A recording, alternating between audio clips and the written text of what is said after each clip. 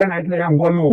પણ એને હું કામ યાદ કરે? ઈ ક્યાં આવવાના? હા ઈ હાસુ. એટલે તો 500 વીઘા જમીન મેં લઈ લીધી. લોને ઓળીને કલરે કરી નાખ્યો. એમ થા તું ક્યાં કોયો જાને તો 500 વીઘા જમીન અમારે તો આવી જાય. ના રે ના, કેટલો ખર્ચો કર્યો. હું થોડો રાતો છું. એ હારું તો આયમ તો હું ભાગવા આવે. જો બોલો સા પીવા દાડા હતા. હા ખોટે ખોટી મારી ઊંઘ બગાડી. તો પણ હવે હુઈ જા. એટલે હારું.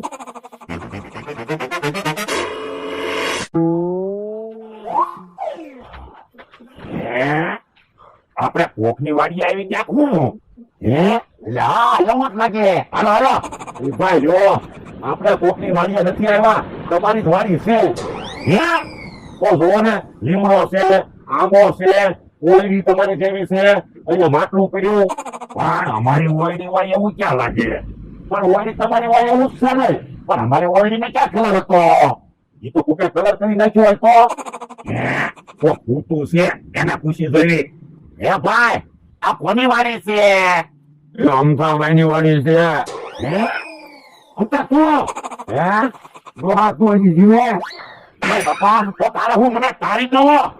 પણ કેટલા બધા દિવસથી દેખાતા નતા. તમને છૂટો ભજ્યો. ના રે ના અમે તો ફરવા ગયેલા હતા. અરે તું અહીંયા અમારી વાડી આવતા બેઠો તારી વાડીએ ચાલ. એ મારી વાડીએ ક્યાંથી ભાવ? ઓયડીએ કલર કર્યો, માટલું ફેરવું. ઓયડીને કલર કર્યો ને માટલું ફેરવું તો વાડી તારી થઈ જાય. આપણે લાવો કલરના પૈસા. પણ મેં ક્યાં તને કલર કરવાનું કીધું તો? એ મારે કઈ ના સાંભળવું. મારે પૈસા જોઈએ. અમથાભાઈ પૈસા ના તો વાંધા છે. 400 કિલોમીટર આગળથી માંડ માંડ વાડીએ પહોંચ્યા. તો પણ કલર લાગી ગયો.